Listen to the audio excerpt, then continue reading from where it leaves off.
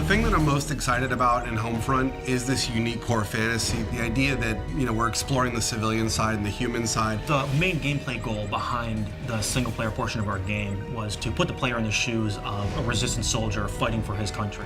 Everything that we did comes out of that. How your weapons work, how you relate to the world, the kind of missions that you go on, it all comes from that. In a lot of shooters, you have the best equipment and great number of allies and an army behind you. In this case, you're civilians turned freedom fighters, and you have to fight against this greater force that has better equipment than you do. And it's really a sort of get in, get out situation. It's an interesting place for us to be on this one because everybody's expectations is military shooter, military shooter. We want guys who are professional, but guys who are really professional in war, like robots. And for us, they're not professional military people. They're resistance fighters. They're all civilians. When it comes down to realizing this world, this fallen America, this occupied America in the game, we really wanted to establish some key moments or key shots where you come out of an opening and you see this big, huge, expansive environment revealed before you.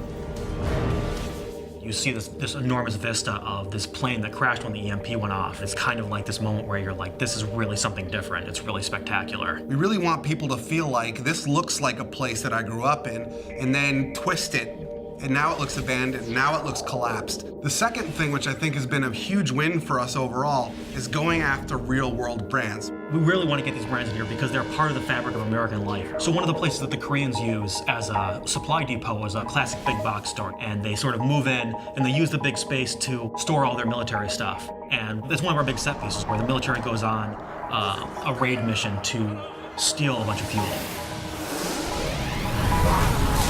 Consequence of violence is something that we're focusing on in the game. War is not a pretty thing, and there's not always lots of positive events that come out of it. It's actually very dark and tragic, and we want to show that element in Homefront, which you don't really get in a lot of shooters. Jake, just put them out of their misery. Who's shooting? Let those bastards cook! In average FPS, you'll blow through 30 to 100 guys every 15 to 20 minutes or so. And you sort of get this what we call massacre fatigue. When you stop even caring, you don't even realize that you're killing humans. But what we're trying to do is really attach emotion to that it actually, there are consequences to violence. Please form a single file line. Have your papers ready for inspection. How am I supposed to make the player feel or care about the fact that they're killing when that's the whole goal of the game? But that's really the fundamental crux of what we're trying to achieve. Your character in the game, his name is Robert Jacobs. He's a former pilot. He's recruited by the Resistance because they need a helicopter pilot. So Boone is a former police officer. He's the leader of the current Resistance cell and sort of the father figure of the whole unit. He's less about killing the Koreans and more about what can I do to free my people. Connor is really the key combat figure of the group. He's a little on the wild side. He's not conventional, but he's really a valuable man to have in a fight. And Rihanna is born and raised in upstate New York. She was kind of the hunter in the wilderness, and she just felt the call to join the Resistance and do whatever she could about it.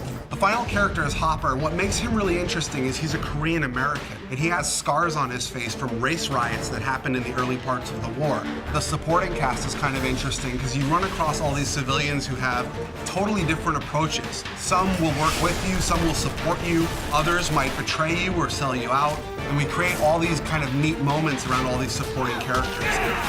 You're a guy who is caught up in this crazy scenario, fighting alongside other people who have no real training. So, you make mistakes. People get shot, people get hurt, people die alongside you. Fighting as a civilian with civilian and in an occupied America, that's really the core of what Homefront's all about, and that's really what we're set to deliver on.